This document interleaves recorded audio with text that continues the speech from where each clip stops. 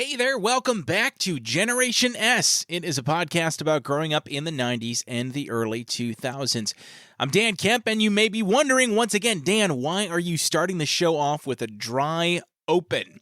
Well, that's because I'm so excited once again to share an episode of a podcast I was recently on. A good buddy of mine, Ty, from the Whiskeylodeon podcast. I had a chance to be on their show recently and talk a few old school Nickelodeon shows, including Are You Afraid of the Dark and a forgotten gem from the late 90s, early 2000s. That's The Journey of Alan Strange. Do you remember that show? That was a great show, and yet nobody seems to remember it, to the point where it's not even on like Paramount Plus with all the other classic Nickelodeon shows, but you can go on YouTube and find the entire, however many seasons it was, 2 or 3 seasons, I believe, if I recall correctly. But we had a great time talking about the pilot episode of that show. It's me, Ty and Sean, again, the hosts of the Whiskeylodeon podcast, which is essentially a drunk Nickelodeon rewatch podcast. That being said, I do want to give fair warning. This is a show, an episode that is not suitable for young ears. You heard it here first. And just to give you fair warning, I myself get a little raunchy on the show, maybe a little raunchier than you're used to on a typical Generation S episode. So if that's something that you just don't want to hear, next week, I will be back with your regularly scheduled programming. I was just really excited to share this episode out. It's a fantastic show. If you're into anything related to old school Nickelodeon, this is a fantastic show to listen to. So without further ado, let's jump on in. My appearance on the Whiskeylodeon podcast. My kitty's now fast asleep. I can pour myself a glass. But too many shows on Netflix are trash. It makes me want to pass.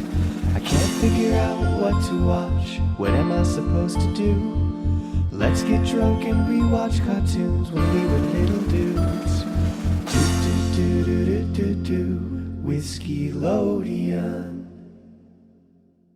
All right, so I gotta dive in with you about lathering before you jump in the shower. Before we do that, we also want to bring in a wonderful guest. This is a friend of mine. I have actually been on his podcast, at least one of them. He has 2, and they're amazing. Please, let's welcome, not Daniel Hemp, like I originally said to you. I apologize. Daniel Kemp! Hey, what's up, guys? What's up, buddy? What's up, dude? Yeah, for the longest time, I kept calling you Daniel Hemp for some reason. And I mean, that's how chill I am. I'm just so chill that you think hemp more than anything else. That's what it is. That's exactly it. The best part, though, about Ty getting like a name or a word wrong is his confidence in it. Like he was 100. I was like, so we're meeting with Daniel Kemp next week. He's like, Hemp. And I was like, Hemp. Oh, cool. But he was so sure. We have multiple podcasts where his words are just so confident. Listen, if there's one thing I've learned over the years of doing my radio knees apparently was a thing. Well, if there's one thing, like, fake it till you make it, right? Like, literally, like, own it. Because if you don't have that confidence, like, nothing else matters. So, listen, Ty, don't stop being you as far as faking it, because it's going to pay off. It's going to benefit you more in the long run than it will be a detriment to you. Oh, for sure. And now I want to talk about your podcast. You have 2. You have actually looking at that. Do you lather before you get in the shower? Like, what is this? Do I lather before I get in the shower? Yeah, dude, I lather before I get in bed the night before. Let's just talk about that, okay? My man. Okay. Hold on. I jump in. Go ahead. Yeah. Go ahead. I jump into bed covered in soap, body wash. I guess sometimes quite frankly, sometimes both, depending on how quickly I want to slide into bed. And sometimes even if I hadn't shaved my head, I will pop a little shaving cream, a little Barbasol on the dome, and that really cushions the pillow before I go to bed. See, so when I get up, this I is am why ready you to go. ashy as fuck. Well, so Daniel, what I'm hearing is efficiency here. Time is of the essence. You got to get that beauty sleep. So how quick can you get in and out of bed? Those bookending that. If you don't lather up, how are you crawling in bed like an idiot, Ty? Listen, I probably the best way I think that I can describe my routine is you've heard of the terms shit, shower, and shave, right? This is a common thing, right, for guys. Oh yeah. I do all 3 at the same time. So let's just get that out there. Hey, that's in that efficient. order, but at the same time. You might as well. I mean, you might as well. Well, it was a bitch nasty. getting the bucket installed above the toilet. At first, I thought, okay, well, the drain's big enough. I can just kind of squat over that and then shower while I'm shaving. But then, the little grates, quite frankly, it was my wife's hair getting caught in the drain. My stuff wasn't going down, so, thanks, Beth. But so I had to rig up this new I can system speak to that. where That's facts. See, yeah, it's. You mean literally? I'm going fishing every day and pulling out these big old trout clumps of hair. So I'm like, you know what? No, we're gonna go ahead and we're gonna rethink this, and we're gonna put the shower Trout over clumps? the toilet. Yeah. What is You don't ever call it you're going fishing? So what is something that you've both learned, Daniel? I want you to go first about living with a partner and like something new that you didn't realize like at any point in the relationship up until you moved in together. Yeah, actually, I have something. I hope this is okay. But when I moved in with my wife, and she would go number one, and then go number two. Like, I don't know. Okay, and maybe I'm weird because you all are giving me looks. When I am going to number two, number one is just going to happen, right? Like, literally, I'm going to number three at that point where you got one and two together. But she thought it was weird that I went number one while I was number twoing. She's like, don't you just stand up in number one and then sit down in number two? I said, no, why the fuck would I do that? Well, that's what I do. I'm like, You could sit why? down and like play on your phone while you're shitting and pissing. Like that's Yes, 100%. Right. I can't tell you how many books I've read, how many games of Mega Man 2 I've beaten, and numb feet from number one and number two at the same time. I don't know who says this quote, but it's exactly how it works. Every poo-poo time is a pee-pee time, but not every pee-pee time is a poo-poo time. Correct. Facts. Yes. Yes, I was like, oh wow, that's poetry. Okay, so I'm not crazy then, but apparently she thought that was so foreign, and I just didn't understand why. Because she, and maybe it wasn't that she does them separately. I think it's more so because she never lived with a guy before. She didn't know how we did it, right? I think she was even fascinated when I said, like, listen, if I get up in the middle of the night and I don't want to wake up, I'm not standing up to go number one. I'm going to sit down the whole time, even if it is just number one, because I don't want to miss, and I want to keep like my eyes mostly closed to get back to bed. So I don't ever stand up overnight. Yeah. I used to have a glow in the dark like thing that went in the toilet, and you walked in. Oh, we did too. Yeah. Battery died though. Battery died so often. I'm so glad you said that. I feel seen right now. Unlike that light that could never be seen. Not only that, but God, with the splashback, with the Poseidon's kiss that comes Poseidon's back, kiss. like the Poseidon's kiss that's coming back, you're getting that stain on the side, and fuck if I'm gonna wipe that because that's disgusting. That's a tomorrow problem. Yeah, that's a future Dan problem right there. Ty, you got a look on your face. What's your experience? When I hear the Poseidon's kiss, I think of when I am taking a shit and it plops and then water comes up into the asshole. That's exactly. Well, that's what it And is. I Yeah, hate that. we call that an you said organic it, bidet. and I cringed because I felt it. So I was like, trauma is coming It's the back to Dollar me. General bidet, if you will. Yeah, no, this is the bidet before bidets were invented. Hey, Which, what, by the bidet way, is a game changer. I don't want to make assumptions, but I will tell you that a bidet is in fact a true game changer. It's a game I got one changer. I got it for Christmas 2 years ago and haven't looked back. Like, Daniel, my asshole's never been cleaner. we've been friends for maybe 5 minutes, and I as soon as we hopped on this call, I said, you know what, this looks like a guy who's got a bidet. Like I could just tell you got like big bidet energy, and I appreciate You saw the spring in my step. That's not because I'm rocking a swamp ass here. Like That's right. That's right. We're talking squeaky clean. Like, wow. Yeah. You could eat off my ass and be relatively okay with it. Absolutely. That's just called nutrients where I come from. Yeah. I'm digging the backdrop, dude. Thank you. Can you this can you tell everyone about like what's happening back there? Sure, yeah. I mean, because everyone's going to be able to just picture this in their head, right? Picture this in your mind's eye. I am in my office / guest room / recording studio / man cave, right? It's a multi-purpose room. Behind me here, I've got some great sound panels, just really make a difference when you're recording audio. I've got my soundproof curtains. I've got some shelving here. I got my bobbleheads. I got my Dwight Schrute bobblehead. I got a couple of Ninja Turtles action figures. On the far wall behind me, I'm an avid pro wrestling fan, so I've got a bunch of luchador masks on the shelves back there. That's pretty much what I got. My futon right here that converts into a semi-comfortable bed.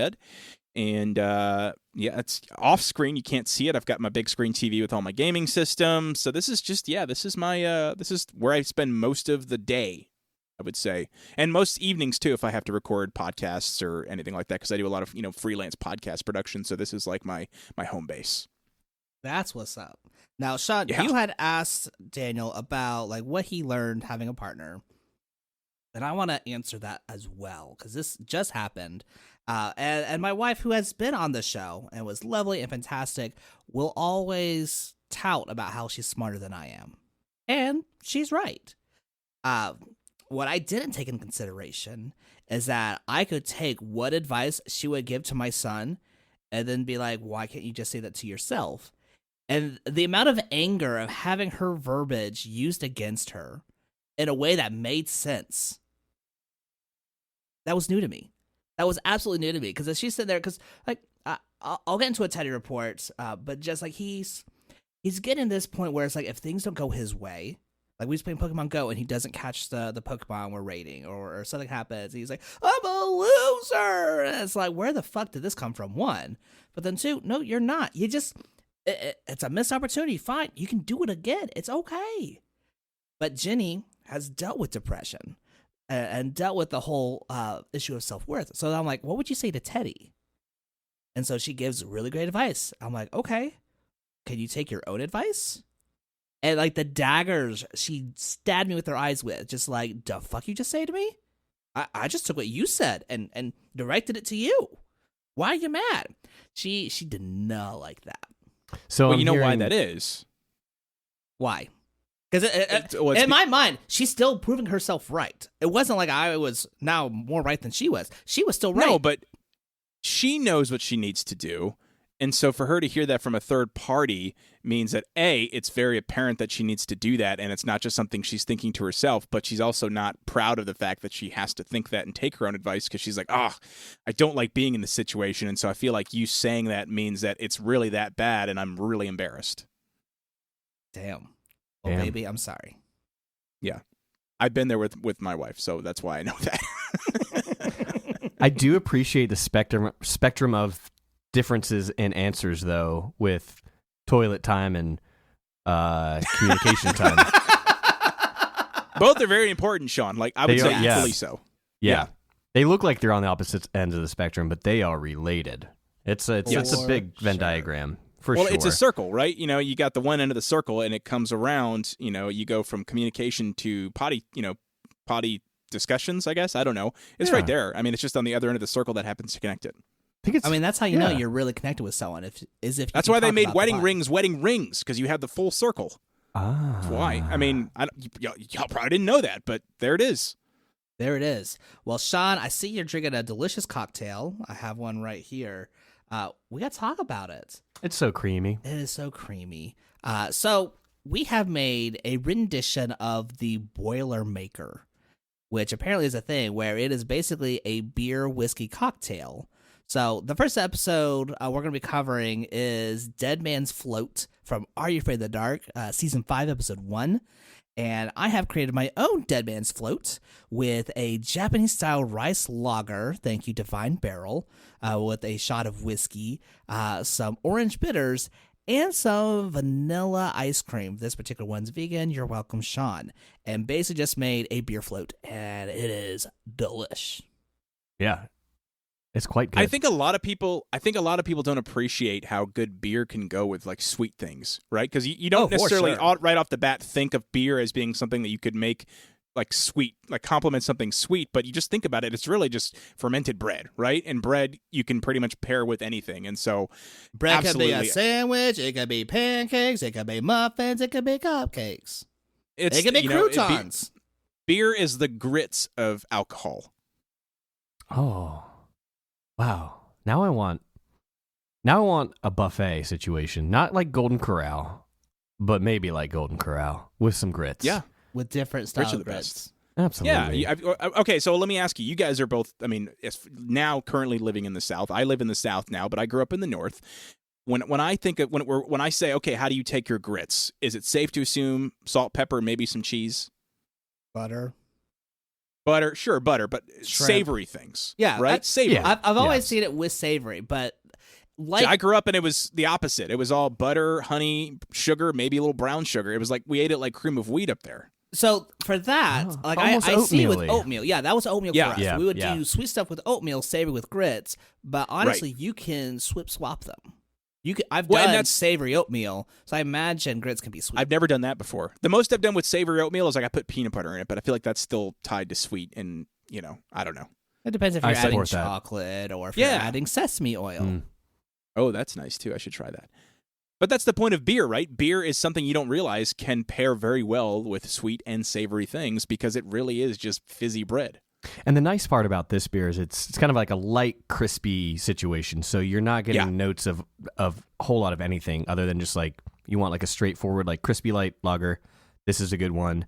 If you have too much in it going on, it's going to, throw bows at this whiskey. If it's good enough to be on its own, it may not be good enough to mix with other things because it's going to have its own things to say when it's pairing with that dish, right? Whereas that's why something like a Bud Light or, hell, people use Keystone or Natty Light to like baste over chicken, right? Because it's not going to try to dominate that conversation, that culinary conversation. It's coming in to say, hey, I like what you're doing here. Let me make your existence a little more pleasant. You just unlocked a core college memory. Keystone Light was our like go-to beer for all things college party related. Daniel, do you remember? Because it was like $5 for a 30-pack. I know, yeah, it was amazing. I mean, granted, I was asking someone who's 21 to buy it for me, but sure, Well, who wasn't though? Come on. Yeah, I never knew it was $5. I think I was always told it was like, yeah, that's gonna be $20. I was like, that sounds right.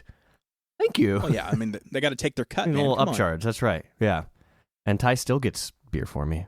Thank you, Ty. Oh, shucks. You're welcome. That's why he grew the beard, though, so that he doesn't get carded anymore. That's right. Yeah, because if I'm clean shaven, shit, they're like, why aren't you in school? I fucking love getting carded. I love getting carded. When I shave, I get carded so often, and I get the weirdest looks because my ID is still like me as 18 years old. Oh, and yeah. it's not expired yet. And the other day I got ID'd, and the guy looks at me, he shrugs, he goes, all right. I was like, what do you mean, all right? What's happening here? What is this transaction? Yeah. Feels good nonetheless. Well, Ty, you did a great job with this, with the spoiler maker. Thank you. It's my first one. I've never had one before. I never did either. Yeah. So basically, Daniel had come to me and you told me you were big into craft beer and you could do whiskey, but you weren't as knowledgeable as you were with craft beer. And so when you came to me, one, with this podcast that we're about to cover with Beer Before Fear, and I was like, all right, well, now I got to come up with a beer and whiskey cocktail. So then I Googled beer whiskey cocktail, and it's like, what is a Boilermaker? I'm like, I don't know. What the fuck is a Boilermaker? And it's like, it's beer with a shot of whiskey. And I'm like, oh. And then you are like, hey, can we cover the episode Dead Man's Float? And that immediately came with like a beer float. Yep. So that's absolutely that was the inspiration for our Dead Man's Float. And I guess we can go ahead and dive right in. And just real quick, Ty, yes. When you get excited about any sort of recipe you make, I've never told you just how much joy that gives me. Aww. Yeah, my nips are far, far beyond medium rare right now. Oh, that is the nicest thing you've ever said to me. I'm holding your hand from my 6 o'clock. And I'm holding from your 12. Thanks, Daniel, for putting up with our love. Listen, that's great. And that's honestly it's why I wanted to come on this show, because I wanted to see this firsthand. I thought, surely this is not just something he makes in post-production sound great. Like, no, this is natural chemistry at its finest. This is literally like if I were throwing Mentos into a can of Diet Coke. That's what I'm seeing right now, but in a good way. Yes. I'm seeing a glorious explosion. Watching an explosion happen in real time. It's all falling apart. No, chemistry. That's what I meant. It's a chemistry. Yes. So before we dive into Are You Afraid of the Dark, Dead Man's Float, go ahead. First, tell us about Beer Before Fear, and then tell us why you wanted to cover this episode. Because this is actually one of the episodes that I'm like, this is what I equate with Are You Afraid of the Dark. This is what I remember being like the scary episode. Yes, absolutely. So first, Beer Before Fear. So I had been doing another podcast for about a year, which we'll talk about on a future episode or, in a future conversation here. But a buddy of mine and I, Eric, we had been going to scary movies. We were coworkers for many years, and we were like, every year we're like, we realize that we both love horror movies, right? It's just our thing. And so like 2018, the new Halloween movie came out, like the requel, I don't know what you'd call it, like the reboot timeline. You know what I'm talking about. The 2018 Halloween movie that set off this new trilogy. So we're like, dude, we should go see it. And we're like, yeah, I mean, cool. We joked about it, and then eventually we're like, fuck it, let's just go see it. So we literally went and just saw the movie, and it was great. So we went and we watched, we're like, that was amazing. And so then the next year, it wasn't Halloween, we went and saw It Chapter 2, right? Like a year later, we decided, okay, well, I guess we're just going to go see a horror movie every October together as friends. Awesome. We went and saw that. Great. COVID happened. Nothing happened for the next year. Fine. Halloween Kills came out 21. We were there, right? Halloween Ends came out the following year. We were there. And at Halloween Ends, I said, dude, what? Because at that point, I had been doing a podcast. I knew how to sort of put one together-ish. I was like, we should totally do a podcast. And he was like, I don't know. I don't know what I'd say. I'm like, well, let's talk about what, because at that point, we were like, we're good friends. We have really good conversations together. I think we can make this work. But we got to figure out what to do. And I was like, well, we love horror movies. Why don't we do scary movies? Wow, we could. I said, dude, you are a beer nut. He's literally a self-proclaimed hophead. This is a term I didn't know existed until he told me. A hophead. Oh yeah, hophead. These are people that are super enthusiastic about craft beer to the point where they get online and have really bad arguments over it. It's literally like the fantasy football of alcohol. So no, he I is drafted so that hop. No, I drafted that hop. I forgot to start that hop last week. Yeah. So is the whiskey equivalent a cornhead? That's a good question. I don't know what you'd call that equivalent. Maybe a cornhead. I feel like that's just somebody who lives in Iowa. I think so. Yeah. Yeah. I don't. Let's workshop. Let's table that for now. We'll put a tack in it. We'll come back to it. So anyway, but he's always the guy that like he would go to like random. He's like, oh yeah, they're having a small batch release. I'm gonna take a long lunch break and come back to the office, and he'll just come back with like 4 blank like aluminum cans with like Sharpie written on them for whatever batch it was. It was literally like Nike shoes for beer. Like that's literally how you could describe it. People line up around the block to these breweries to get these small batch releases of this beer that they're making for a very limited time, and then they have this special beer that they can have that nobody else can say they had except for those people there. So that's the kind of guy that Eric is when it comes to beer knowledge. And so I could ask him any question about beer, and he's never worked for a brewery. He's never even really brewed his own beer. He just loves it, and he took an interest in it. And so I'm like, dude, you know so much about beer, and we love horror movies. Let's try to do something like that. Because one thing I didn't want to do was have a podcast where there wasn't like a focus, because I know those don't usually work, right? Where you just kind of talk about random things. I wanted to have like a topic that every week people knew what to listen to. Case in point, Whiskeylodeon. You guys literally get drunk and talk about Nickelodeon. That's literally, if you can sum up your podcast in less than 2 sentences. I wanted to do a podcast like that, like similar to my other one, where like every week you know what to expect. So I said, all right, well, let's do like beer and horror movies. And then I was just shopping around like, okay, do I want something that rhymes, something alliterative, something like a catchy title? And I came up with Beer Before Fear. I just thought, oh, that sounds kind of cool. So I made our show artwork on my phone beforehand. We hadn't even recorded yet. I'm like, what do you think? This is great. He goes, yeah. So once he saw the artwork, he was like, all right, I'm all in. Let's do this. And so we just started deciding to all right, let's record. We're going to record episodes. We're going to meet up. We're going to sit down kind of like you guys do in person, face to face, which is very different than most of my podcasts because I typically record remotely like we're doing together now. So he comes over to my house, I go to his house, we sit down, we record, we decide, we record 2 episodes at a time, but we picked a movie and a beer for each episode. And so the movie we decide on together, but the beer he decides to pair up because he knows a lot of beer. And so, but depending on what movie we're watching, he will take something from that movie and use that to make his decision in selecting the beer that we're going to be drinking and reviewing for that episode. And so we start off, we review the beer first. And then once we talk about the beer, the body of it, the taste, the smell, all that, we break it down. We jump into the film. We do a plot summary, and then we talk about our memories of the film, and then basically wrap up. It's pretty straightforward as far as that goes. But so is it a review or is it a rewatch? So I mean, we definitely share like, okay, do we recommend this movie? Do we not recommend this movie?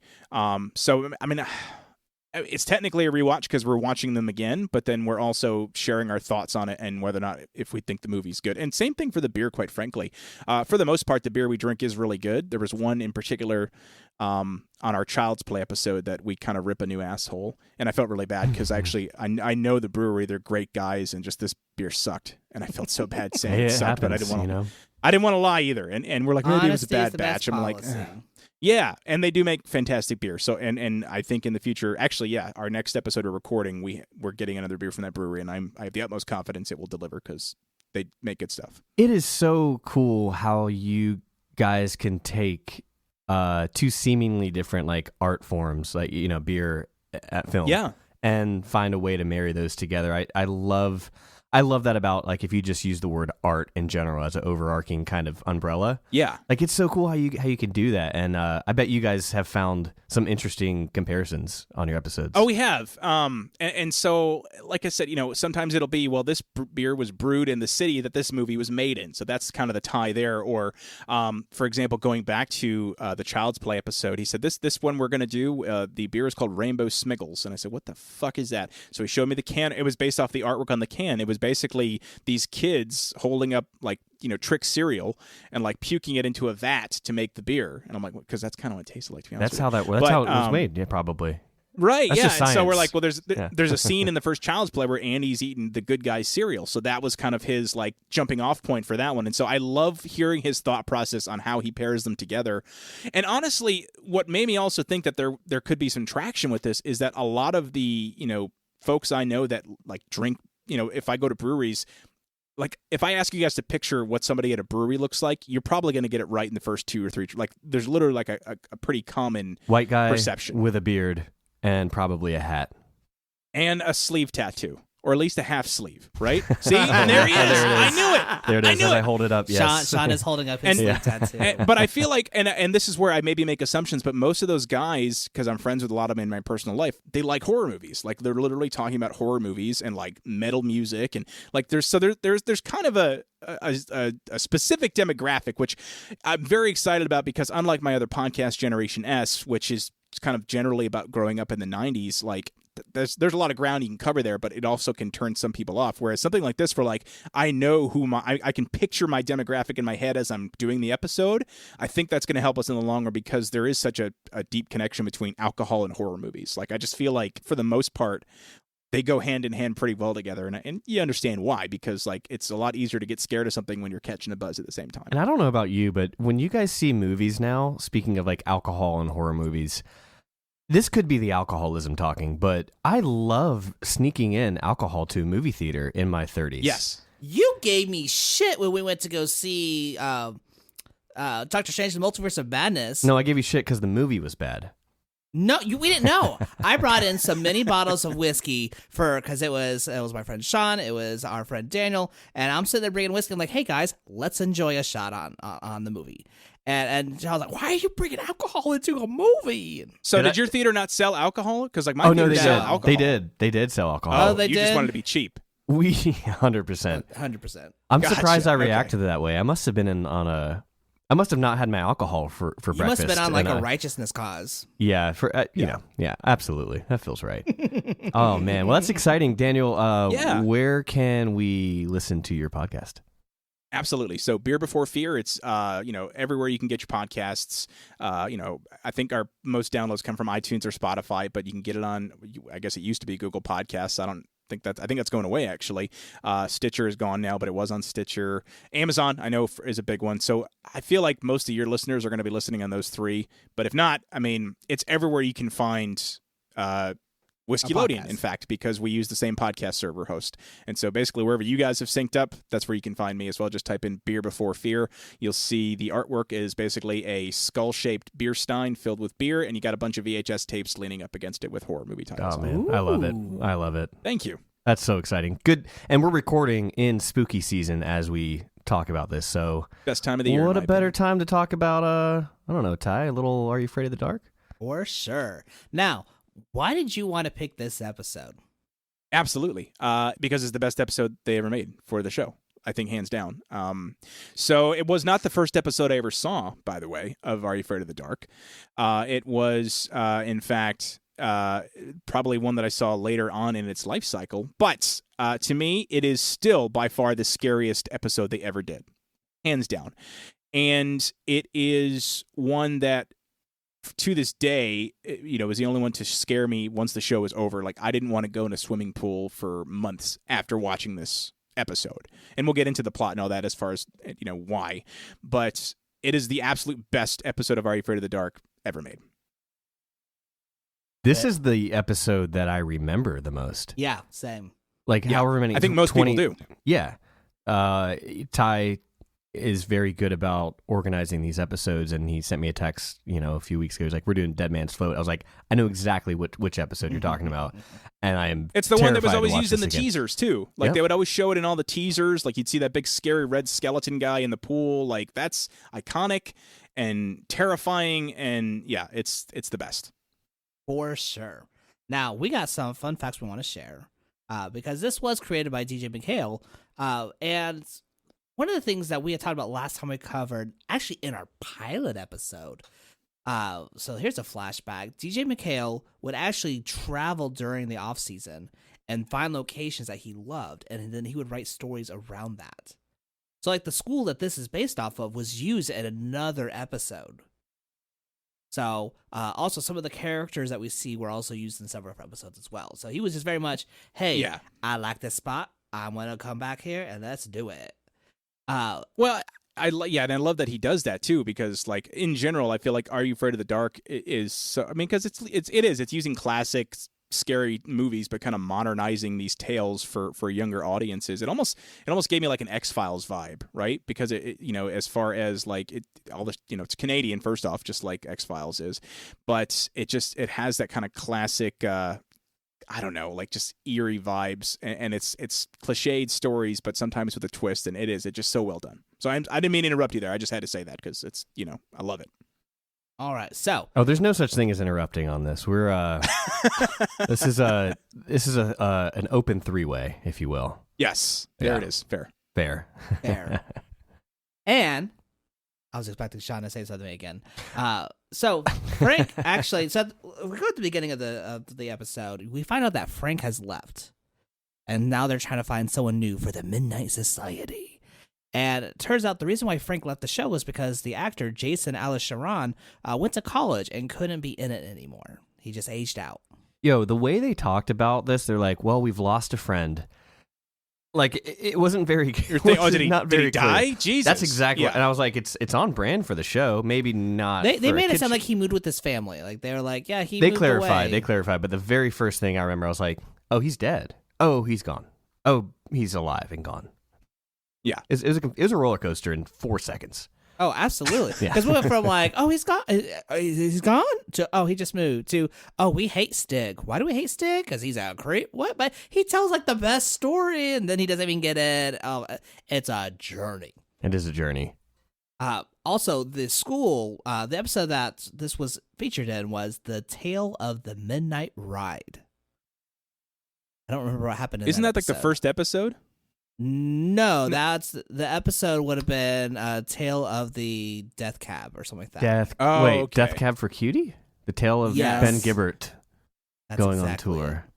Yeah. That's exactly it. Well, they had that song "Follow You into the Dark," so that's perfect. I you know what? Can't be a coincidence. I'm putting my tinfoil that's hat what they on. played as the monster pulled everyone into the pool. I'll follow you into the dark. I don't know. Someone's going to make a music video of that on YouTube at some point, I feel. It needs to happen. If it hasn't happened yet, it will. If you can think of it, it's on the internet. That's like the general rule, That's right? true. Yeah. Yeah. For sure. Now, we're going to start this episode in 1950, whatever it is. 1954. Thank you, Sean. And at this point, we have a little kid in a pool, and we have his sister with the lifeguard just trying to, like, get it on. And so, of course, the sister's like, shouldn't you be watching my little brother? I was like, do you want me to leave? And she goes, no, fuck him. And literally says that. And then he's swimming, and out of nowhere, he starts, like, he gets pulled underwater. Doesn't immediately scream like a normal person. He's like, whoa, what's that? And then he gets pulled in again, and finally he goes, Charlie! And it's like, you should have screamed the first time it happened. And now, like, you see Charlie the lifeguard dive in, and it cuts to black. Ty victim blaming over here. How dare you not call out the first time you started drowning? Yeah, that's exactly it. Why true, did you though. not It's scream? true. Like, as soon as you get pulled in, you should be like, what the fuck? And immediately alert someone that something was wrong. And then we cut to, what was it, 50 years later? Well, it couldn't have been. It was probably years later. 40, yeah. 40 years later. It's the 90s, That's you right, know. the 90s. 40 years later, the school has just continued on as nothing wrong has happened. And we're kind of introduced to a couple people at once. The first one we're introduced is Zeke. So Zeke is going to be the one that is the science nerd. They're in the science class. He apparently screwed up his calculations, and the volcano he was trying to create ended up just splashing everywhere. I thought it looked great. I don't know what the critique was there. That is what a volcano is supposed to do, is it makes a mess. Like, there's smoke everywhere, ash everywhere. And the teacher's like, bitch, you've made a mess. Now I got to call someone to clean it up. And then you get these two friends who are sitting like, oh, what a dork. And the other friend's like, I don't know, he's kind of cute, like a puppy. First off, creepy as fuck. Like, if we're sitting there like, no, he looks like a puppy I want to take care of. Oh, did you wet the bed? Like, no. But at this point, we find out that Zeke's actually interested in the other friend who has no interest in him. And he was like, hey, so I know you like are on the swim team. I want to show you something. She was like, what do you want to show me? I feel like it would ruin the surprise. And she immediately was like, I'm not playing this fucking game. You are weird. And I'm not going to do anything if I don't know what's going on. And somehow he was like, please just meet me here at like 7:30. It's super cool. And she's like, all right, you better fucking deliver. And so here we go. He's in the men's locker room. It's actually in the morning, 7:30 in the morning. And the first thing was just like... It's the best time to be in the locker room, to be fair. Yes, before anyone else is there. The air is still of rosemary and essence of chamomile. Yes. Yeah, that's about right. That's what I remember. That's just science. I watched the episode. It's science. Trust me. But at this point, like, she's like, you wanted to show me the men's locker room? And he was like, no, there's something behind. Like, I looked at the school grounds, the school things, and there was like, no, there's too much space in this school for what it says it has. And so he ends up pulling the lockers away, just reveal that, no, there's actually a pool door. And there was a pool that no one has been around. And at that point, the girl's like, shit, I don't have to drive an hour to a pool to practice now. Which, where the fuck are you that the nearest pool's an hour away? But regardless, I'm detracting from here. So at this point, she's now like, I'm going to Karen the shit out of everyone until we get to have our pool gear. And then they leave. And it would have been different for me if they would just be like, hey, they leave and you pan to the pool and then something rises up to be like, I see you coming for me. But no. We don't just pool to him. We pool to the janitor. The janitor somehow in this very room that apparently there's no other entrance to. Has he been there the entire time?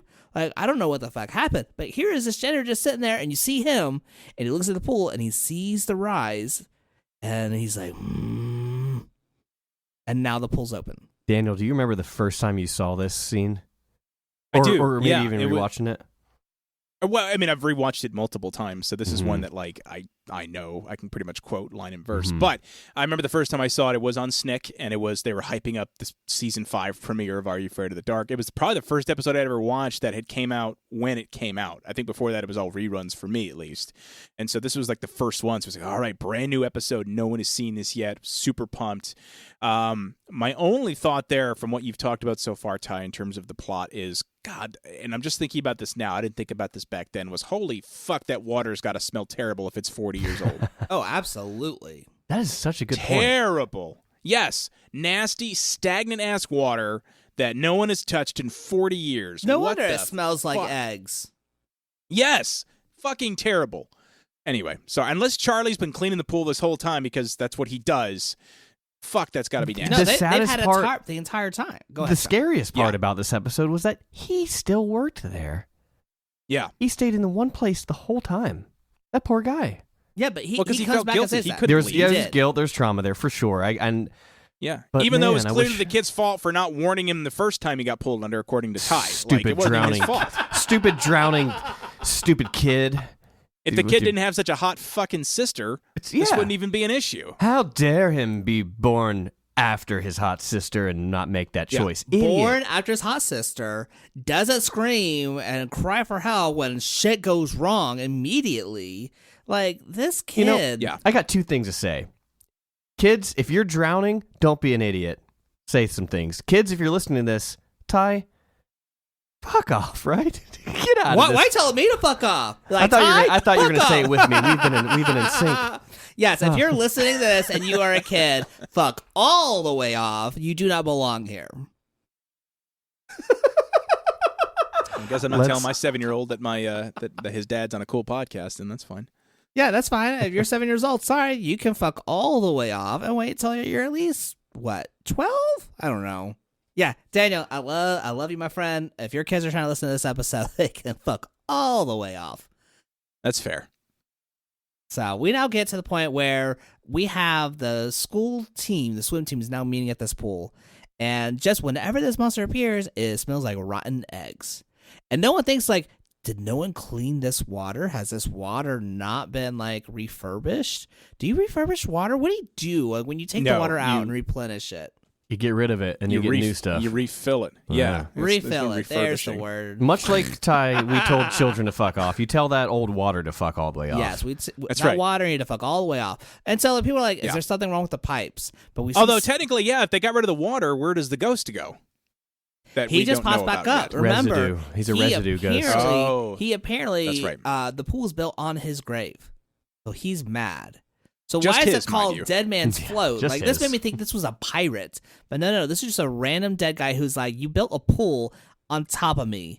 I want to kill every one of y'all. He had a big What plot happened of in land. Poltergeist? Yeah. This gets me thinking someone just threw him in a ditch somewhere, and then they built the school over it. Because, Daniel, to your point, it's like, how did you have all of this land with just you as a dead body? Well, remember, in the episode, they talk about how this was built on a cemetery, but they had to move all the bodies. That's what it Apparently, was. they missed okay. They missed one. They missed Yep. one. As they'll do. It's literally Poltergeist. That poor guy got left behind as a dead body and then got forgotten about again when they put on the school. And then he's seeing horny kids making out while swimming. He is like, no, not on my watch. Okay, boomer. Ghost boomer.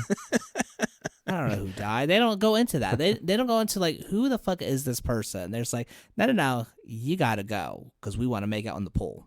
Well, they didn't want you to sympathize with them. I think that was if the more story you give to somebody, the more they have a chance to kind of latch onto and say, oh, maybe this guy was right. And, as it is, we've already decided that kids can fuck off in this show. Let's not continue that with saying, oh, we're going to side with the deadly spirit, too. Yeah. At no point should we contradict ourselves and validate any children in this for the rest of this episode. No. Yeah, no, hands down. All right. I'm glad we could. This feels right. This Yeah. feels right. Yeah. Well, we cut to the girl. I can't remember her name. What was her name? Corinne? Corinne, yeah. So Corinne finds out that she is not doing well on her chemistry test. And so she's like, fuck, I'm about to get kicked off. And that's when Zeke's like, I can help you. And immediately she was like, well, what's in it for you? What the fuck do you want? She's defensive. And I feel like she needs to be. She has every right to be defensive because here's this weird science guy is like, hey, I'm going to show you this pool. And also, I'll help you with this. It's like, what do you want from me? Because I ain't giving you pussy. And then turns out, it's like, no, I kind of want to learn how to swim because I've always been afraid. She was. It's kind of adorable, actually. It kind of is. It's innocent. It's like, Yeah. I just want to learn how to swim because I've always had this fear. And so they start off with, he won't even get in the pool. He's that fucking afraid. And then she's like, what happened? And he explains that when he was in a pool one time, or he was in a lake, I believe, and there was some seaweed that just grabbed around his ankle, and he couldn't get out of it. No matter how hard he tried, it just kept sucking him in, and that fear just traveled with them. So at this point, one, how the fuck are you gonna be like, hey, I'm terrified of water, but I found an old pool, and I'm gonna try to talk to a girl who's in the swim team. Like, no. If I'm terrified of water, I'm fucking all the way off. Even if I accidentally found the pool, no one's going to know about it on my watch. Like whatever this was, he was sitting there like, no, I'm terrified of water, but here's a swimmer that I'm like, hey, I want to talk to, and I want to try and impress her because I know about the pool, and I want to see if she'll teach me how to, like, the power of the boner must be so strong right now, and I don't believe that's true. Now, Daniel, do you also lather up before you get into the pool with soap and water? Because I still do. Yeah, no, hands down. A little bit of you coconut have oil. to. You have to. Coconut oil, cocoa butter, especially, because then you really glide. Yeah, no, that's, why would you even ask that? I'm Of so course, sorry. that's what you do. That was disrespectful of me. I'm so sorry. Now, Ty is looking. Can at I it. just say there? Can I just say one thing about this scene too? Because she started, she agrees to teach him how to swim, right? That's and so, but she takes him out into the middle of the goddamn pool in the deep end with this raft, right? Like, surely this pool has to have some kind of a shallow end to start with to get your body in the water. She takes him into the deep end where it's 10 feet deep, but the guy who cannot swim does not have any kind of flotation device on him, so that if he falls in the water, he's going down like a rock. That's just bad. It's carelessness. She was in cahoots which seems to be with the the vibe monster. at this pool. She's in the cahoots with the monster. No. Here's what it Evidently. was. She wanted safety because if this guy ends up being afraid, she's like, no, I'll just push you in the deep end. Like, if you fuck with me, I'll push you in the deep end. That's a good point. That's fair. And so here she is. That's true. Yeah. Here she is. She's in control here. She's in control. And she's trying to show us, like, look, you can be in control of the water too. There's nothing here. You can put your hand in. Look at that. There's nothing wrong. And of course, as it's happening, we see the monster coming closer. And so Zeke finally puts his arm in, breaks it a little bit, puts it back in, and then gets dragged the fuck down. Like, immediately just pulled. Like, it's not just like he just fell. Like, you see his legs flip over his head as he's pulled into the water. Now, Ty, let's not forget about the friend who was holding her breath for 10 minutes underwater while she decided to pull a prank on them. So apparently we had this friend who was also hiding in the water with the monster. The monster had no interest in her, but she ends up scaring them by, like, pulling the girl in the water. That's right. I totally forgot about that. So the girl gets pulled in the water because the friend's like, bitch, you're encroaching on my territory. I was like, I thought you didn't like puppies. And he goes, puppies? What? She's like, ignore her. But she was the one that was interested. But again, as a puppy. So we start But not off only there. that, but Go ahead. You can't even. It's clear water. How the hell did they not see her?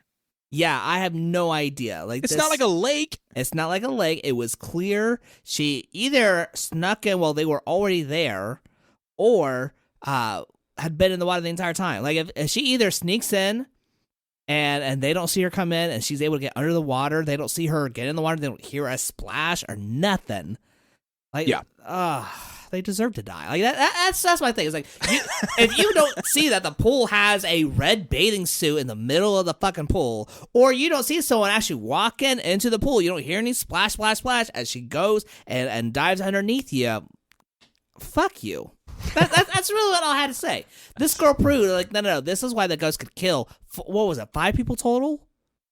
I think it was, yeah. Yeah, it was the kid that Charlie missed out on, and then 4 other kids, and then they're like, all right, we're going to shut it down.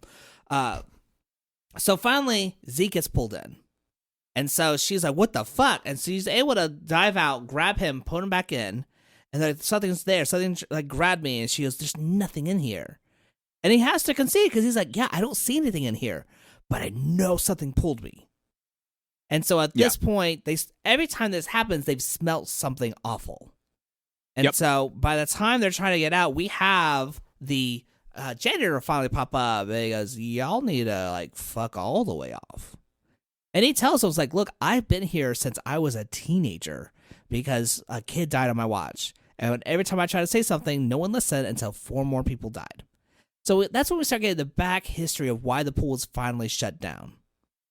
And at that point, we realized, no, that this monster can travel through the pipes. He's actually showing up in the bathroom because he pulled up from the little drain there.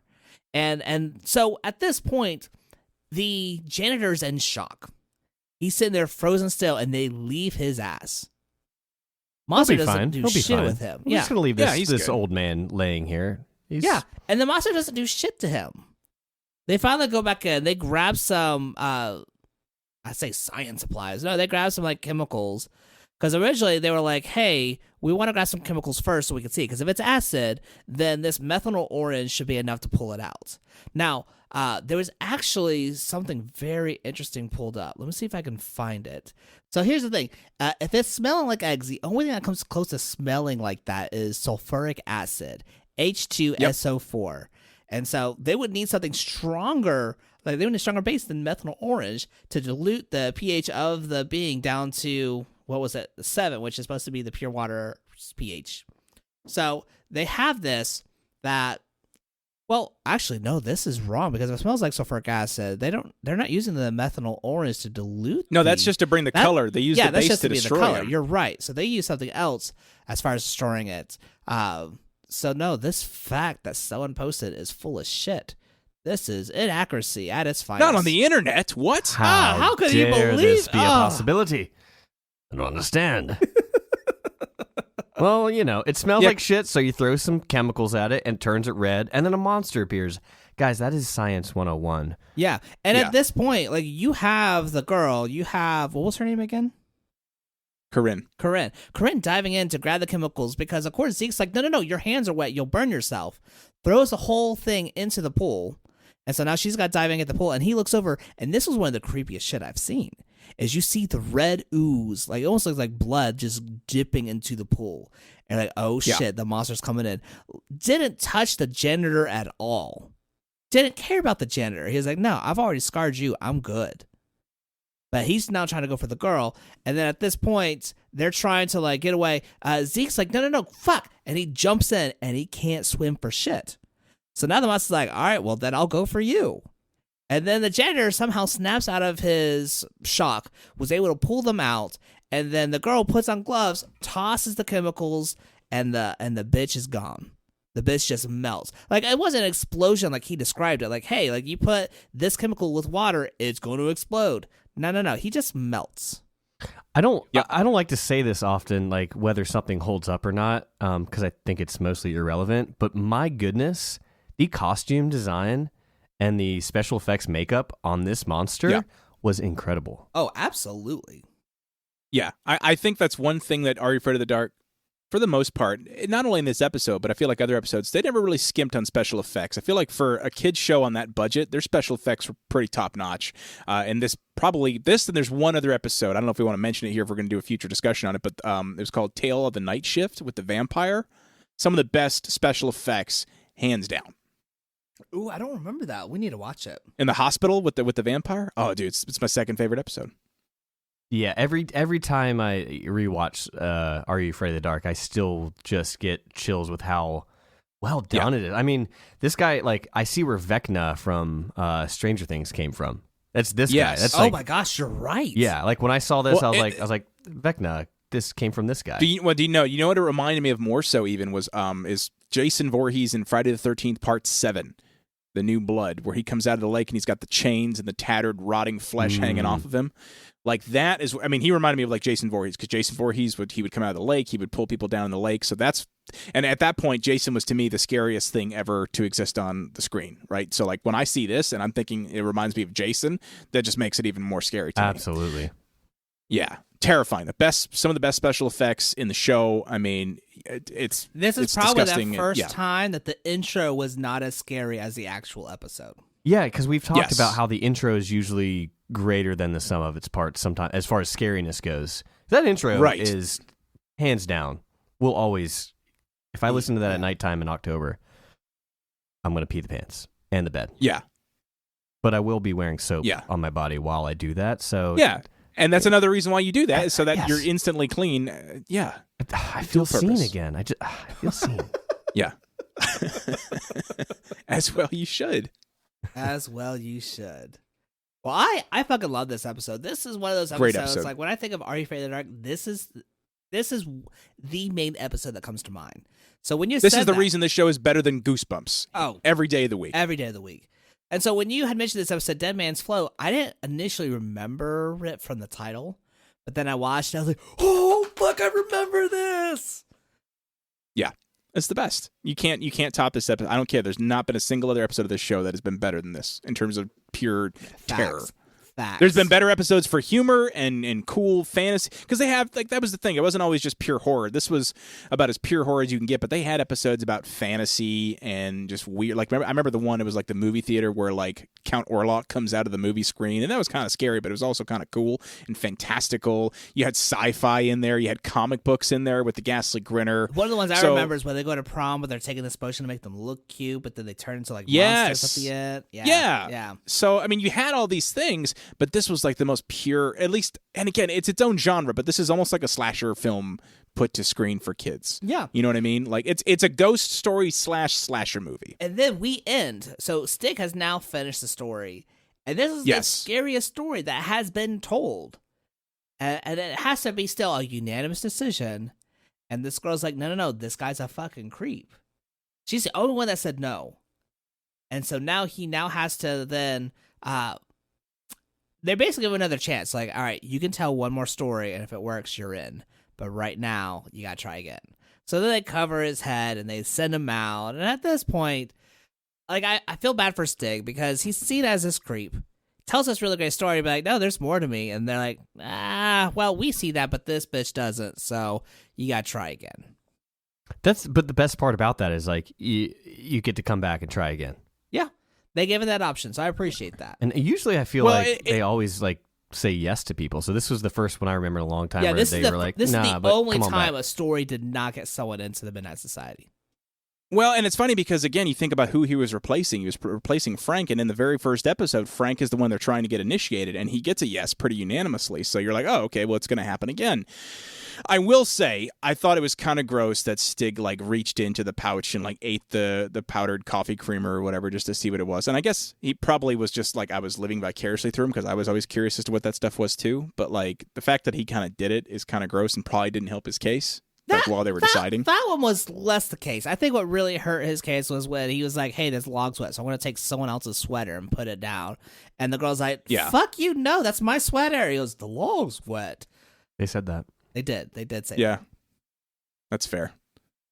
That's true. And then he kisses her, like, right out of the gate, so he's already, like, a sexual harasser, like, just to introduce himself. Yeah, that definitely We're going to see that again. That's a recurring theme. We're going to see that again in this next episode we talk about. That's right. But before we do, we got a fantastic sponsor. In a world where horror and hops collide, prepare for a podcast that will send shivers down your spine and leave you thirsting for more. Welcome to Beer Before Fear.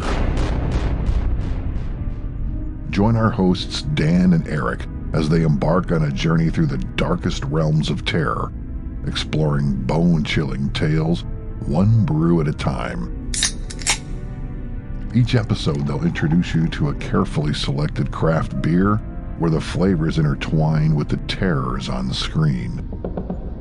Because in Beer Before Fear, the beers are cold, and the bodies are colder. So if you're thirsting for the perfect combination of thrills and chills, this is the podcast you've been screaming for. Beer Before Fear, streaming soon on your favorite podcast platforms.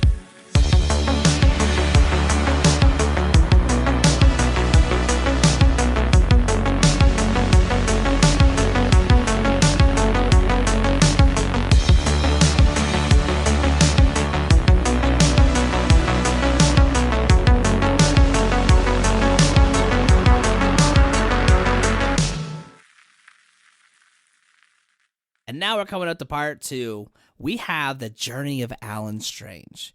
And so this episode was picked because we wanted to correlate it with, one, your memories of the 90s, which you really heavily lean on with your other podcast, Generation S. So, Daniel, tell us about that. Tell us about Generation S. Yeah, man. Absolutely. So Generation S is a podcast I started just over a year ago from when we're recording this. It was back in the summer of 2021 or 22, I guess. And really, it was just I wanted to do a podcast and I didn't really know what to talk about. And so I was like, well, what can I talk about on a weekly basis without getting, bored or running out of stuff to talk about? And it was like, well, I could talk about when I grew up, right? Nostalgia is always a huge thing. And so I said, well, let's just do a podcast about growing up in the 90s and the early 2000s. And, because and the reason I call it Generation S is because if you look, first off, you look at the artwork, I use that weird S symbol that we all drew on our desks back in school and no one ever knew where the hell it came from, right? So the idea was that I would talk about stuff that everyone knew about, but maybe share experiences that you thought were unique to you as the listener and realize, oh, wow, okay, I totally thought this and it sounds like somebody else did too. That's really cool, right? Like, I'm trying to give an example, but the main one was like, oh shit, I remember that S symbol. That's the whole idea. But like other things of like, we'll have a topic to discuss, but then we'll share our personal thoughts on the topic and go, I felt the exact same way. So it's really cool that I wasn't alone in that fact. And I have these people that, grew up in my generation. I mean, you and I did an episode together where we were talking about Snick. We've done a few. We've done 3 episodes together. Oh shit, because we have Snick. You forgot. Yeah. We had the Super Nintendo. And then you didn't have it for the N64. And I was like, no, you didn't do any video game ones. No, you didn't do. You didn't. You wanted to do Super Nintendo. You know, so the 3 you did, because apparently you already forgot, were the first one was Snick. Yeah. Because I had a whole month of Nickelodeon. I was like, dude, I got to get you on the show. So we did Snick. We talked about Are You Afraid of the Dark, actually, if I recall correctly. Then you came back. We did a Toonami episode. So not Nickelodeon, but we talked about Toonami, Cartoon Network and Toonami. And then the most recent one we did right before you became a father times 2, we did a TV Dads episode. That's right. But I remember you were doing a whole month on like Nintendo game systems. And you were pissed because I didn't ask you to be on there. I was pissed about the N64 because both you and your guests were shitting on it. I was like, that was the best fucking system. That was the best fucking system. You had Ocarina of Time, you had Majora's Mask, you had Mario Kart 64. Like, you had so much. And you're like, oh, this just wasn't a really good game. The controller was shit. Like, that was the best controller! And oh my goodness. Like, I don't know if you understood like how mad I was. I'm like, y'all are missing the forest for the trees. Well, listen, I will bring you back on for an N64 episode again. There's a lot of mileage there, man. Talk about the importance of like why we need this connection to nostalgia. Absolutely, because it's so nostalgia. I read this quote somewhere. I don't know who the hell said it, but I steal it and use it all the time. So I'm just going to take credit for it. Hey, steal like an artist. You know, that's it. Yes. So nostalgia is the happiest form of sadness that exists. Oh, dip. Yeah. Wow. So, because, you think about all these things that happened in your childhood that you can never get back, but you think about them so fondly and you crave that feeling. Like, you ever watch a show or eat something from or you smell something that brings you back, and it's such a fleeting moment, almost like deja vu. But it's the most amazing feeling in the world that instantly your brain's like, okay, trying to research, where did that come from? What am I doing? How do I get that feeling again? And you can't, right? But the goal of the podcast is to kind of reignite those parts of your brain. See, it's all science, Sean. We're just going back to science. We're just science people. We're basically scientists. Yes. Yeah, we are scientists here, scientists of the brain. And so my goal is to, at least every episode once, for whoever's listening, to have something light up in their brain that they forgot about that gives them the greatest feeling in the world. Before you rip it away, with you'll never have that again. You're unlocking things, right? I'm trying to unlock core memories, right? Yeah. I think I've actually used that phrase. I remember there's a specific episode I did where, when we were live. So one of my co-hosts that comes on a lot, his name is Lou Carnivale. He's a great guy. He does a lot of our YouTube videos and stuff like that. But I had him on for a sports episode, and I'm not a big sports guy, right? I never was, but he is, and I'm like, there's people that have asked me to do an episode on sports in the 90s. I'm like, all right, cool. And I remember on the episode, I said, do you remember those little plastic football helmets you could get in the gumball machines at the grocery store? And literally for like half a second, he paused and went, holy shit, I haven't thought about that in 30 years. And that was I said, that is what this podcast is about. I want you to hear things on this show that make you think about things that you couldn't remember existed until I brought them up to you. I want to unlock those core memories for you. And the best way I can do that is, again, by talking about, our childhood, because I realized pretty quickly into the podcast that, if I have these weird thoughts about this random thing, I guarantee you there's someone else out there that will. And I hope this makes it to their ears. For sure. Now, again, if you guys want to follow Generation S, it's going to be on any platform that you are currently listening to Whiskeylodeon, but mainly Spotify and Apple Podcast and anywhere else. Really just add those Amazon, iTunes, pretty much anywhere you find podcasts, look for Generation S. There is another Generation S podcast, but I think I've beat them out for the listings. They're like a sports podcast, but they haven't really put out much, so suck it. And they're not covering 1990s sports, so it's not important. Yeah, exactly. My favorite 1990s sports was Double Dare. I don't know about you guys. Well, I did a whole episode on that too with Nickelodeon Gas. I did a Nick Gas episode. Awesome. So, yeah. Yes, please go check out Generation S. That's so exciting. Yes. Now, I'm kind of curious because you approached and said, hey, I really want to cover... you offered to cover a bunch of shows, but you wanted to cover the journey of Alan Strange. So what was the journey with you remembering this show? That was good. I like nice. That was a good... that was a perfect segue that I'm ruining right now. So... Stop it with the compliments. What was the strange journey? It was really strange how it all happened, Ty. No, so it was my friend Alan. So I know Allen when wrench. people think of live action Nickelodeon in the 90s, like the big ones they think of are like, talk to Ivory the Dark, all the game shows, Alex Mack, right? Because that was everyone's first crush in junior Clarissa high. explains it all, yeah.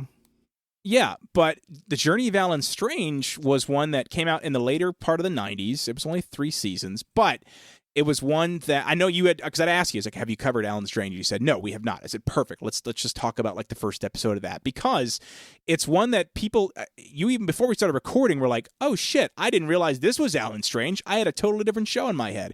But it was a show that, for Nickelodeon standards, lasted a decent amount of time. I mean, most Nickelodeon shows don't last more than 3 to 5 seasons tops before they're, in syndication, reruns, whatever. And this was a show that I feel has kind of been forgotten. Like, you don't see Journey of Alan Strange. I could, again, I've already forgotten it again. Like the logo, I couldn't tell what the logo was for the Journey of Alan Strange, but like it was you'll never see that logo. Double-headed dildo, I think. With something like that? And it says "believe" over top of it. Yes.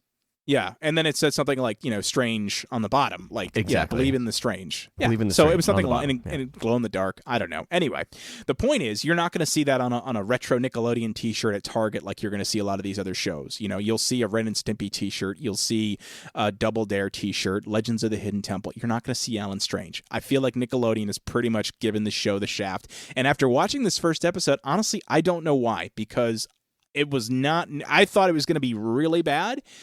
And it really wasn't that. I mean, it's hokey, it's campy, it's whatever, but compared to any other show that was on at the time that I was watching, is pretty much on par in terms of that level of humor and just, kind of content. I'm 100% with you. Yeah. It's a decent show. It gave you this idea of ambiguity, or maybe like agnosticism on a subject, that allowed you as a child, or as we're watching in our 30s. Actually, I didn't even ask how old you are, Daniel. I assume you're 18. I'm 30. 18 and a half. I'll be 36. So yeah, 18 going on 30. It gave you this power of choice of like, believing in the aliens, for example, or not. And Nickelodeon, always at its finest, puts these adults as the clowns of the episode. And we'll dive into who that character is, but I love how it gives you that power of choice of like, is this ridiculous, or is this something that I could maybe latch onto? And that at the end of this episode, like I was late to watching it. I watched it right before we recorded today, and I stopped at the end. I just looked over at Ty. I was like, that was really good. Like, that was really good. Yeah. Yeah, it's the best way to describe the Journey of Alan Strange is it's literally almost an exact amalgamation of Alex Mack, which you all know, and E.T., because you have this alien that comes to Earth and he needs to hide from people that would want to hurt him, and so he hides with this family that's going to protect him and keep him safe and teach him about the world. Yeah, and that's literally what it boils down to. And it's a show that is not going to have a huge shelf life, because eventually the dude's got to get home, right? That's the whole goal of the show. That's what you're rooting for. And so, you'll have the standalone episodes, but for the most part, it kind of drives that narrative for for a few seasons. I think there's even a movie they made at the end of the run. There was like a TV movie to kind of wrap things up, if I recall correctly. Unless I'm thinking of Alex Mack, to be honest. I don't remember. And I didn't do my research, because why would I? But because we're scientists, not researchers. Yeah, we came here to lead, not to read. Yes, yeah, exactly. Yes. So, anyway, it's a great show, and the whole series is on YouTube, by the way. So if you're curious, there's a whole playlist on YouTube. So there is a movie, because it's not on Paramount Plus. There is a movie, Journey of Alan Strange, Alien Vacation. Oh, okay, but was it at the end, or was it in the middle of its run? Does it This say? was in 1999, which would have been the end of their journey. Because it was 97? Yeah, because Alien Vacation? 97, 98, 99. So you have Christmas Vacation, was Alien Vacation right after that, I guess, right? Yeah, because basically this is Alan and Robbie travel to the Middle East country where they get involved in affairs of a prince whose uncle wants him out of the way. Oh, shit, that looks like it would be fun to watch. It's a 2-hour movie, but it's not on Paramount Plus. We watched it on YouTube, so I'm gonna have to see if that movie's on there, because that would be interesting. Now, full disclosure, when I saw this, when I heard about the Journey of Alan Strange, I immediately thought of a different show. And what came to mind was called Kyle XY, the guy without the belly button. And I'm sitting there, and as soon as they show the alien, I'm like, wait, he's black? It took me by surprise. And I realized that I actually had never watched this show. Ty, if I pay for this, will you do it? And I just want you to say yes. Yes. All right. Will you get a tattoo that just says XY on your belly button? Yes. I thought you were going to ask him to get a tattoo that says, "Wait, he's black." All right, Daniel's going to pay for that one. We're going to split it. Yeah. We're going to make it into a half sleeve because he drinks craft beer. It's perfect. Yes. Yes. So- Keep creep growing their beard. So our alien Alan Strange is played by R.J. Smith, who is just fantastic in this. Like He's great. Yeah. I loved it. Like it was very much. It was kind of campy. So we get to the point where we have the sheriff who's driving out, and they're like, "Hey, a person's complaining about seeing lights around." And he goes, "All right, I'll go see." And we realize that he's been tapped by a guy who we later find out is named. Why am I spacing on his name? Names are hard, man. You can't Names always are get them hard. right. You talking about the name of the alien hunter? Yeah, the alien hunter. And his last name is Bird, right? Yes. What's his first name though? Craig. I already forgot Craig it. But it's something, Bird. Craig Bird? something like that. I don't know. Jason Bourne? Regardless, that actor who's playing that guy, that's D. Bradley Baker. Yes. That's the guy who did the voice of Olmec from Legend of the Hidden Temple. That's the guy who did all the animal noises for Avatar: Last Airbender. Like this guy's a legendary voice actor, and this is the only time I've personally seen that he's actually been on screen. Yeah. And they give them some like really shoddy like facial hair. I'm like, all right, dude, they did not do you justice. The only time you root against a character that he's played, really. really, truly. Although Olmec probably hired the kidnappers in Legend of the Hidden Temple, so But he's you not have off the people. hook. This is like Squid Games. You have people who are voluntarily joining this. I'm like, he's just taking advantage of people who already signed their rights away. And It's to be fine. fair, we have Yeah. already It's fine. disclosed that obviously we support children drowning if they're not going to call out for help. So if you're getting kidnapped, children, call out for help. It's your fault otherwise. Still, we're going to put this out there just as a reminder because we did an episode on Legends of the Hidden Temple. If you knew someone who was kidnapped on that show, let us know. We want to hear about their story. This is where we need a Like landline. kidnapped isn't just for the show, or like after the show they were kidnapped and they haven't seen them since. Either or. We were talking about if they were yeah. kidnapped on the show, but if they've been kidnapped even after that. Yeah. Share that story. We need a I see a hotline for documentary on Hulu. just for that. Oh, There's all right, no we'll reason to work have a on hotline anymore, but except for that. Well, I mean that's what. Yeah. It's the TGVA. It's the Temple Guard Victims Anonymous. You know. Yes, the that. foundation's already I started. love it. It's already coming together. Yeah. Oh, it's beautiful. Coming Yeah, together. you got that creepy as hell mask that they wear in the when they're kidnapping you. Like that's like the logo for the thing, so that whoever shows up, you know that they're like already traumatized coming into the meeting. Yeah, because for sure they're sitting there like, I'm trying to figure out. I can't figure out how to get out of this trap, and then suddenly a guy comes up and takes me away. Yeah, It's exact. But they're taken away, and literally they're blindfolded, and the only thing they can see in their head is a monkey with its head on backwards. Like, fuck if I know, you know? I wish we were making this up right now. All of this is so accurate. Nickelodeon was really fundamental to our childhood. Yeah, They gave us the Nickelodeon power of puts the choice on mental how we in wanted to fundamental. feel. So aliens. Yeah, so Alan Strange. Yeah, So anyway. we basically get to the sheriff going over, and he sees a bunch of aliens just chilling out, just walking around like, hey, this is kind of cool. And immediately we see an alien who gets sucked up by the UFO, by the mothership. And so the guy goes out, the alien goes out, and then another alien is like, all right, no one's watching me. I want to go down. But no one sees him go down, and he immediately hides. And then when the sheriff is seen, all the other aliens get sucked up and like, no, we got to book it. A guy saw us. And then, of course, Alan, who's just sitting there as an alien, just looking back like, fuck, they left without me. And so the sheriff loses his shit, as he should. I'm not going to blame him on that. He's sitting there trying to call. We find out that there's an alien hunter who is tapped into his phone. And so he said, like, oh, it's here, it's here, it's here. And then we see the sheriff go into his car, hide under the seat as the window, like, shatters as this UFO takes off. That was some high budget stuff right there. That was some high budget shit right there. Yeah. Like, I was, Yeah, it was shot very well. I saw, like, damn. So at this point, we see the sheriff who is just totally traumatized because he just saw some shit he shouldn't have. But then we also realize that there's an alien who didn't make it back, but he's hiding. So now we cut to the real source of the story is we have a dad with his kids. And the dad's like, all right, we're making They this. recently separated, Dad. Recently separated. You're right. That's Recently separated. They're not divorced yet. They're separated. But the dad is sitting there trying to make plans for everyone to hang out. And the son says it best. He goes, why is it that divorced parents always want to hang out with you? And that hit home for me because I've talked about this, about how 90 parents were so disinterested and Vacant. so like disengaged and vacant from childhood. Yeah. And so for him to be like, no, you used to not give a shit about me, and now that you and mama separated, you want to spend time with me? And it almost felt like he wanted to be like, why do you want me now versus then?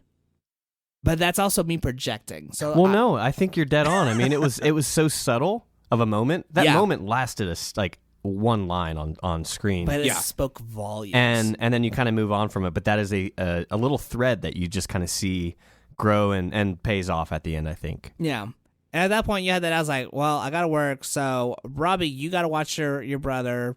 And she's, but I was going to go hiking. And so he's like, no, we got to be a team. You got to help me out because we're trying to work through this.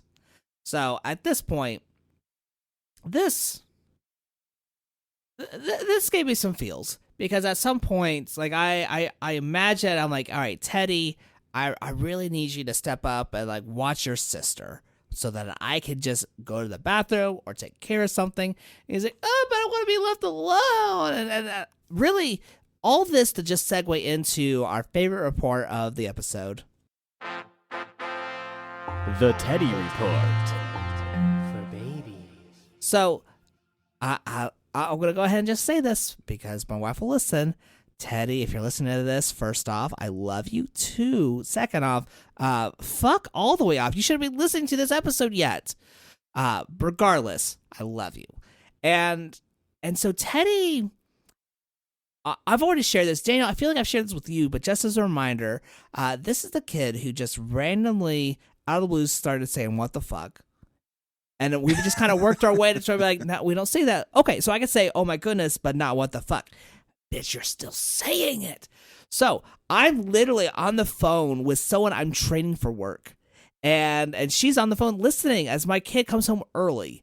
And he nearly trips and goes, oh, what the fudge? Oh my goodness, I almost said, what the fuck? And I'm like, bitch, you still said it. Oh my gosh. And I love him. And I was trying so hard not to laugh. But at the same time, I'm like, you're still finding ways to say it. Yeah. It's objectively You know what that reminds funny. me What of? does that remind you of?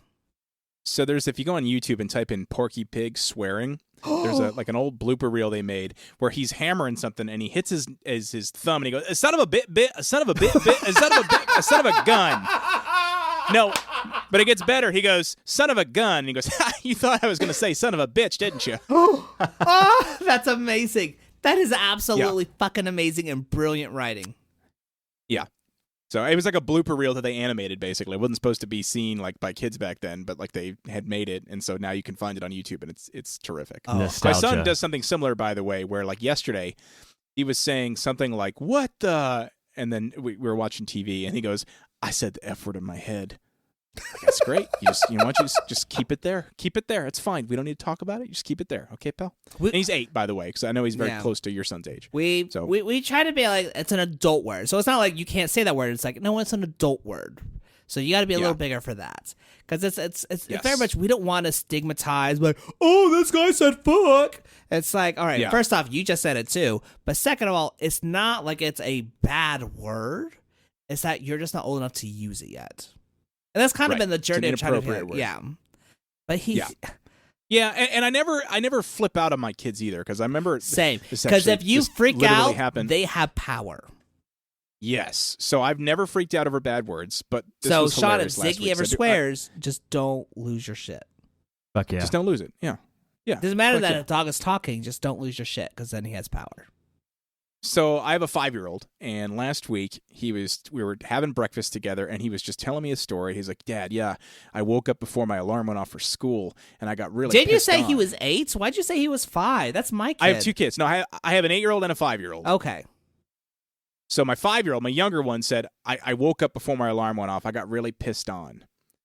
And I said, okay, I have two choices here. One, I can correct the behavior and say, no, you actually meant to say pissed off. Or two, you say, pal, we really just shouldn't use that word. Okay, that's just not something we use. We don't say pissed. Okay, that's the route I went. And again, I don't freak out. I just say, listen, pal, we just don't use that word. Okay, you may hear us use it. We really shouldn't use it either. But let's just we don't use that. Okay. But anyway, I thought that was amazing that he tried using he didn't realize it. I think even that he was swearing. He just said, I got real pissed on. So I'm like, oh, you're not dealing with R. Kelly. Come on, man. Now, I want to ask this. Friend to friends, I just want you to be honest with me as a friend. Okay. Who do you think he got pissed from? Was it you or Beth? It's my wife, hands down. Like, 100%. She'll admit it, too. She's such a potty mouth. She'd give it up at this point. She's like, fuck it. I don't care. I don't care. They're gonna hear me do it. Thank you. She's had to. I've for years. I've been like, you need to. She's like, well, when you're Jesus, you can tell me what to do. My wife does the same shit, and then I'm like, I made fun of her for it. I was like, oh, I'm so sorry. I'm better at swearing than you are. She goes, bitch, I'm a fucking master. I was like, so did he learn from the master? And she fucking hated that because she realized I cornered her. Lawyered, bitch. I love you. Oh my gosh! Checkmate, motherfucker.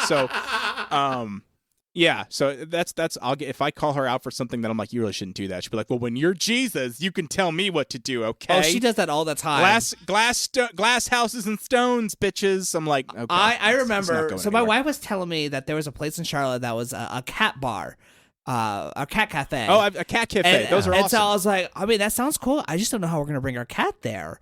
And she goes, the cats are already there. Idiot. It's not like a dog bar, idiot. And like just mocked me for it. And so like when you say that, and they're Jesus. And like I feel that so deep in my heart. Oh man. And you grow a callus around your heart to it. I've been married for 10 years, and so at this point, like if they were to open up my chest for heart surgery, you'd have to peel off a rind around the heart to get to whatever the problem is. It's like a dry age steak. You have to like cut out all the calico. It's like all right. It's like I let pizza dough out overnight and forgot to wet the cloth that covers Boys, it. As a scientist, it's called a coronary callus. Let's use the proper nomenclature here. That's fair. Yeah, okay. So a coronary callus, yeah, formed through years of emotional damage. Not to be confused with a coronary phallus. That's called an affection erection or a heart-on. An affection erection. I fucking love that. Oh, I have such an affection erection for you, babe. Call me Maeve. I said babe. Oh. But you know what? As my love ending, I have an affection erection for you too. That's fair. It's mutual. It's double-sided, if you will. Like a dildo. I love that you guys have such a give and take relationship, That's what it has to be. That is what is healthy. Yeah, it's great. Oh, man. So I guess, hold on. We left off where we have the kids with the dad, and you realize that the mom has left, or they're separated. And so we cut to the school, and it's kind of interesting because you see the viewpoint of Alan, and he's seeing these kids. And it seems to only be looking at bullies, people like picking on other people. It could be coincidence, by the way. It could be, but it could also just be a thing of like, hey, in high school or middle school, whatever school they're in, people are just fucking assholes. And he takes all that. He goes, all right, so that's how I gotta be. And it's like he sees all these white people shitting on other people, but then he sees one black kid who's get picked on. Is like, oh, I need to be black too. And honestly, he's cooler for being black. But then he's like now shooting hoops and he's making these amazing basketball shots. And so people are like, all right, well, now I got to play ball with you. And he's talking smack. He's repeating everything he has seen other people do. Where he's sitting there, he sees Robbie, and he kisses her on the cheek. He's like, it's okay, baby, I got you. And immediately, and there's that kiss on the cheek, as we talked about. Yes. And Robbie's boyfriend is like, oh, full circle, fuck, like a wedding. We about to play. And at first, like, he gets shown up. Alan Strange is sitting there like, oh, boom, boom, boom. Here we go. Now I got in the basket. And then the boyfriend's like, all right, well, bitch, I want to have to shove you. Because originally, the whole thing was like, you can't travel. He goes, I could, and I did. He's talking so much shit for an alien, but he's only saying that because he saw someone else talking shit. And I feel like that was the perfect epitome of what it's like to have kids. They see you talking shit, and then they feel like they can say the same thing. It also comes full circle to our conversation earlier where we talked about the importance of faking it before you make it and just owning it, just like you did with getting my last name wrong for however many months, apparently. Oh. You're now comparing me to an alien, and I'm not offended. You're like, no, you're just faking it so you make it. Be. As you said, this guy's cool as fuck. To aliens, we're also aliens. Everything is an alien if you don't know about it. Have you driven This show a is car alien before? That's to a me because spacecraft. I didn't watch it as a kid. Yeah. I think you mean foreign. I mean, foreign, alien, it's the same fucking thing. Is it though?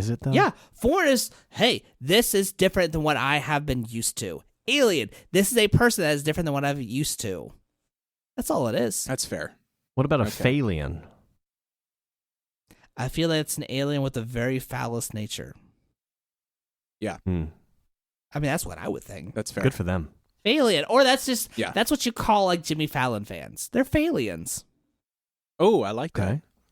So Jimmy Fallon, if you see all that, 7 of them. yes, we could take a royalty on that. And how have you not sponsored us by now, Jimmy Fallon? Yeah, Jimmy Fallon, come on, be on the show. God. Yeah. He'd be a hoot. He'd be a hoot and a holler. Oh my goodness, all the stuff he would talk about the 90s. You're like, well, I was already adult then, so like, let's talk about the 80s. And was that Jimmy Fallon? That was Jimmy Fallon. Holy shit. We'll go with yeah, that was a really great impression, if I say so myself. That's way better than my impressions, although I do some pretty good Nickelodeon impressions.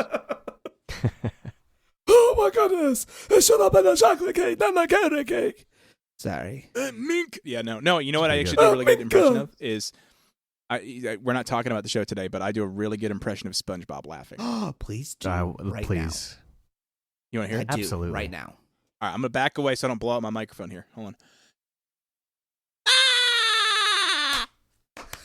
Oh, I fucking love that. That has brought me so much joy. SpongeBob?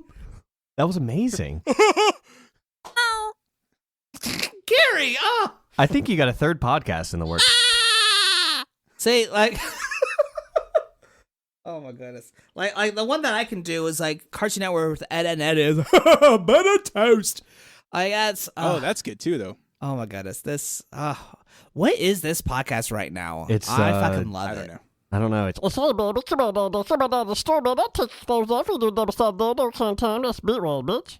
I don't know if that was Meatball or Stitch, but either way, I think it was they're Meatball very much on the same. Yes, you flip a coin, Well, and you they're know, and you pitch it up a little bit, and you got Elmo from Sesame Street all of a sudden. Totally having fun on Whiskeylodeon.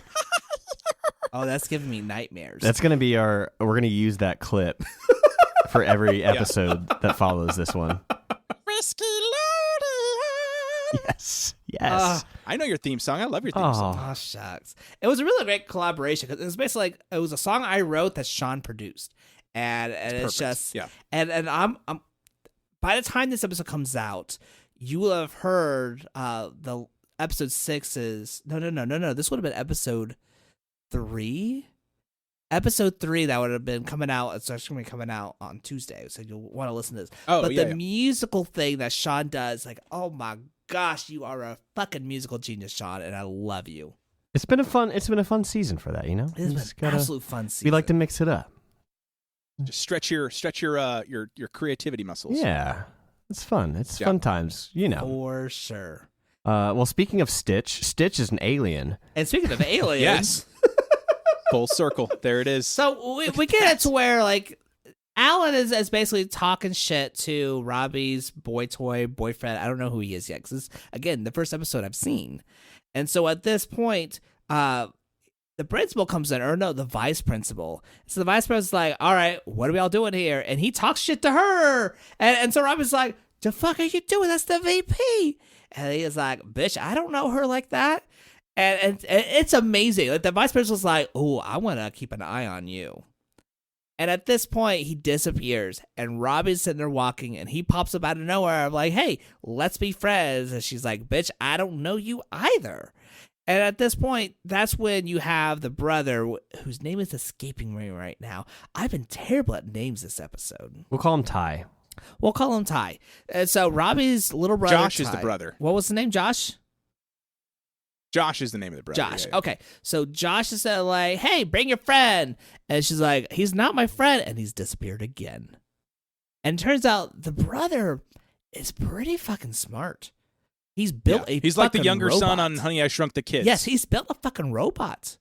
And this is one of the things was like, man, I wish my parents would have given me Lego robotics because then I could fucking feel like I could do that shit too. Yeah. And at this point, like, he's like, I don't know what's going on.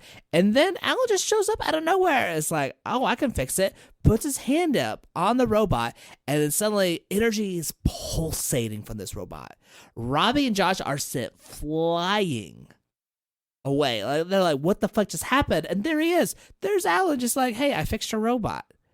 And now Josh is like all about Alan. He goes, oh my goodness, you're so cool. Oh my goodness, I want you to hang out with me. I have no black friends. And at that point, and so Josh from the very beginning is like, no, this kid can like live with us. I'm all about this. And Rob was like, I don't know this kid. Why are you so into him? And that's when he's like, no, I'm an alien. I'm from this place. And Josh's like, oh my goodness, I'm eating all of this up. And Rob is like, no, you're full of shit.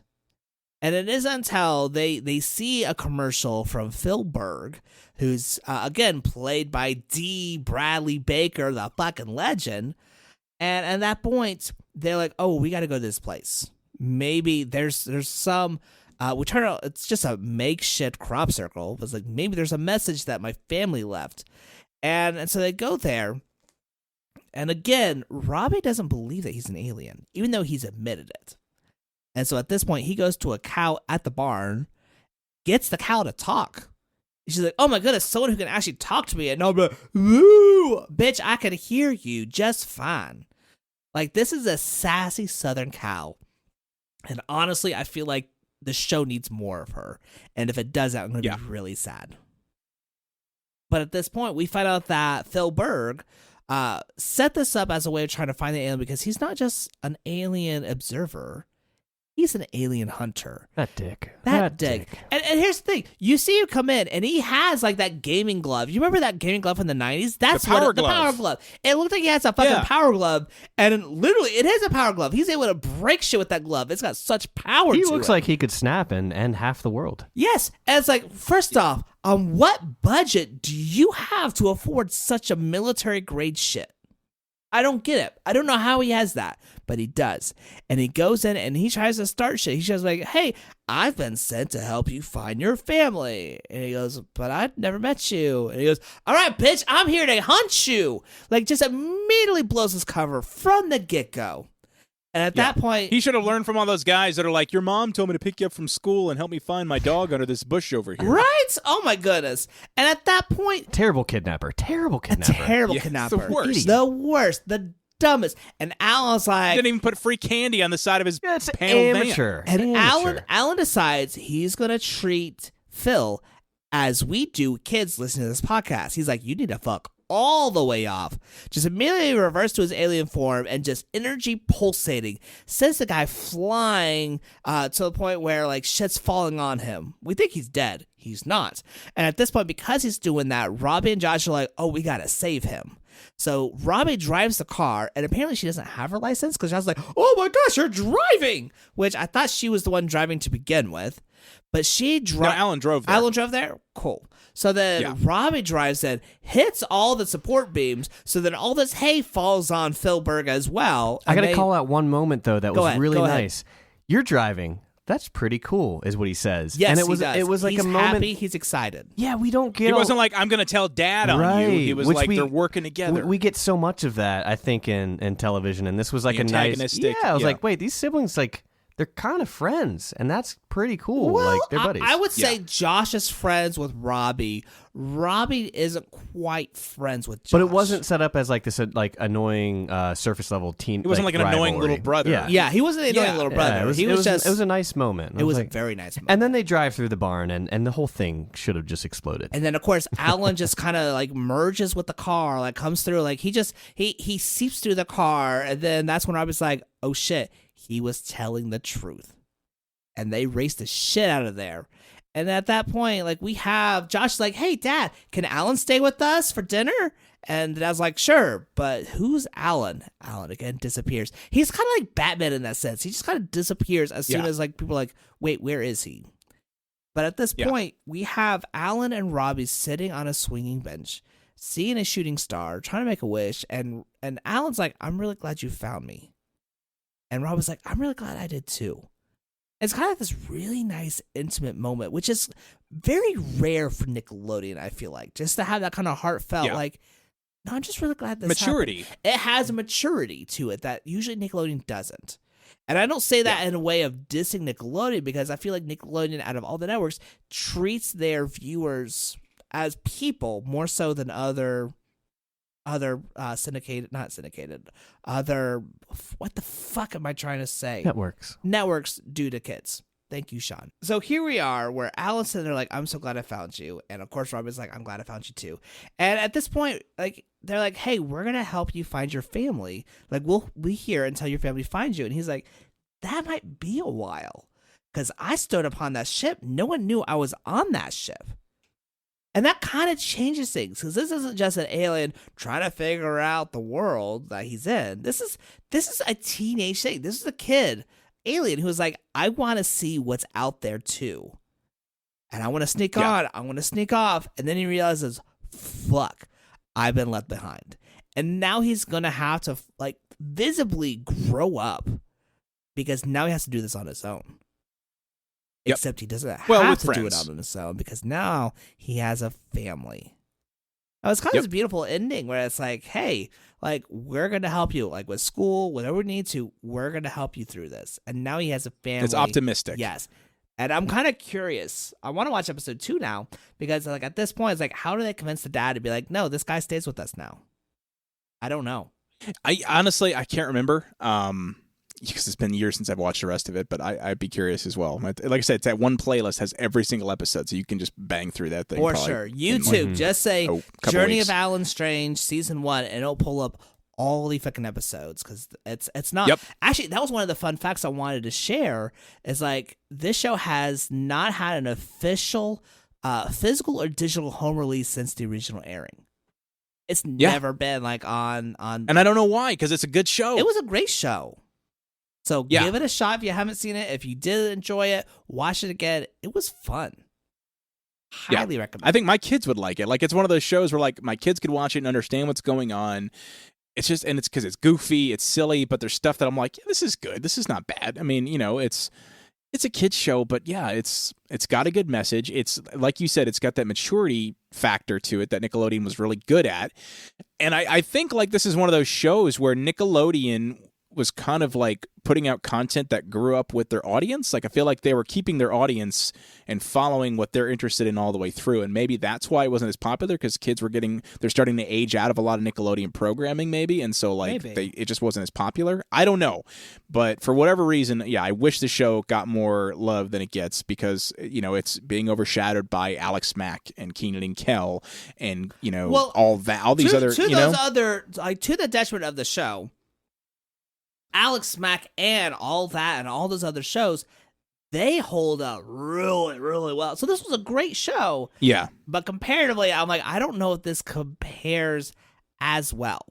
Like, if I try to compare I don't know. I feel like Alex Mack, though, is on par with this. I mean, from what I remember of Alex Mack, but maybe not. I don't know. I just feel like... You had said this felt like a ripoff of Alex Mack, but just a little different. Yeah. And I get that. Like, I feel like this had those vibes of Alex Mack, but had a different angle versus just, hey, here's a normal person, now with powers. Here's an alien with powers. So, like, I can see that, but it's one of those things where it just... And it wasn't Alan. It wasn't Alex. It was Alan. I'm like, they're not even trying, you know? Alan Mack Strange. The journey of Alex. The secret Alan journey McStrange. of Alex Mack Strange. Alien Strange. Yes, that's something else. That's The Secret Journey of Alex Strange. That sounds like a perfectly good kids it's a crossover series. Yeah. It should have been a crossover. Yes. Honestly, between Alex Mack and Alex Strange, this should have been a crossover. There's still time. Yes, if they could do a crossover with Boy Meets World and Family Matters, make this happen. Right. Oh, done and done. Yes. But Daniel, first off, thank you so much for being on our show. We've loved having you here, man. Absolutely. It's been so much fun. Dude, this is great, man. Yes, thank you. I'd love to come back, dude. This was great. I mean, and I'd love to have you both on. I know I always get you on there, Ty, and you're like, oh, Sean's busy. He's moving. How many fucking houses have you lived in, Sean, since I have tried booking you? Well, always moving. I tell you what, you goddamn nomad. You book me on your podcast, I'll tell you all about it. And you'll be like, well, that was a dumb story. Yeah. But seriously, guys, thank you so much for having me on. This was a blast, and I really appreciate it. Absolutely. One final blast for your podcast. Go ahead and let them know what your podcasts are, where to find it. Absolutely. So I guess I'm one of the weird ones that has two podcasts to promote on your show, but the first one is Beer Before Fear, all about craft beer and horror movies. You can find that anywhere you find your normal podcasts, iTunes, Spotify, Amazon, wherever. Just type in Beer Before Fear, look for the skull glass filled with beer and a bunch of VHS tapes. You're in the right place. And then Generation S, a podcast about growing up in the 90s and the early 2000s. If you type in Generation S, it now shows up front and center. You'll look for it's basically the artwork is a piece of paper with somebody hand drawing that big letter S that we drew as kids on the front. And your artwork is phenomenal. Dude, thank you. You know, it's funny. I was going to, you mentioned that. I haven't done new artwork for my shows in months at this point, just because I'm doing a new podcast. I have all this other stuff that I'm doing. I just haven't had time. But thank you. I appreciate that, because I do have a lot of fun with making those. I might go back to it. It's been a while, but I appreciate that. So yeah, that's there, and we cover anything you could think of in the 90s, man. In fact, probably my claim to fame at this point is I was able to interview the illustrator of the Goosebumps books, Tim Jacobus. So that's the most famous, aside from you, Ty. That's the most famous person I've had on my show. So super excited. But yeah, I think we're in like the 60s now as far as episodes. So it's been going for a while. And so check it out. Again, Amazon, iTunes, Spotify, wherever you get your podcasts.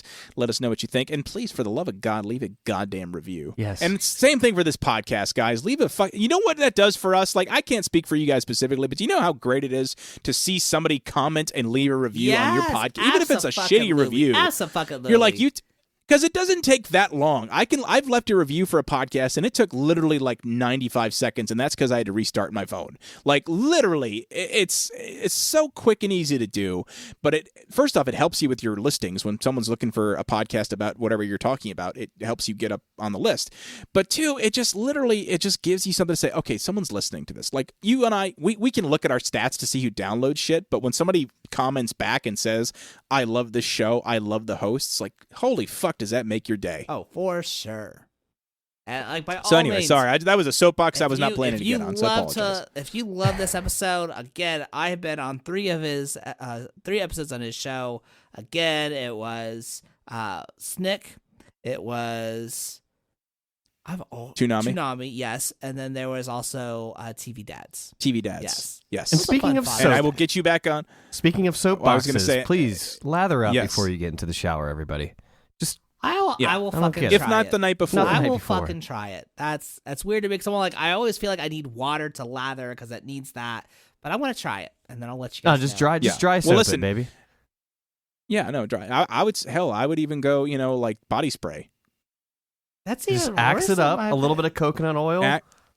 Axe it up, and then maybe even use like a kitchen sponge just to make sure it's in the pores. Yeah, and it should be used, that way it's broken in. Just use lotion, you ashy motherfuckers. Daniel, thanks, man. Seriously, this has been a blast. I love meeting new people on the day of a recording, and I feel like this was a ton of fun. And I just appreciate your energy and what you're doing, and thank you for meeting Ty so that I got to meet you.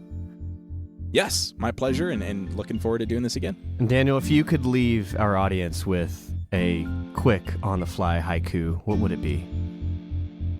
Looking outside now, I see only dark skies now. I just said now twice. I haven't even been recording this whole time. I don't know what I'm doing. I thought red meant stop worrying about it. You're fine. I thought this was a dress rehearsal.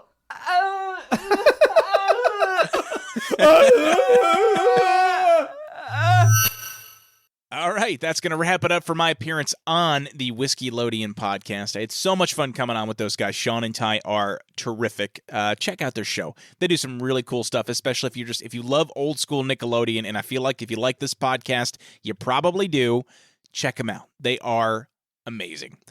All right, guys, that's going to wrap it up this week for Generation S. Thank you so much for listening. Next week, we will be back with your regularly scheduled programming. In fact, we're going to be covering a topic near and dear to not only my heart, but if you were...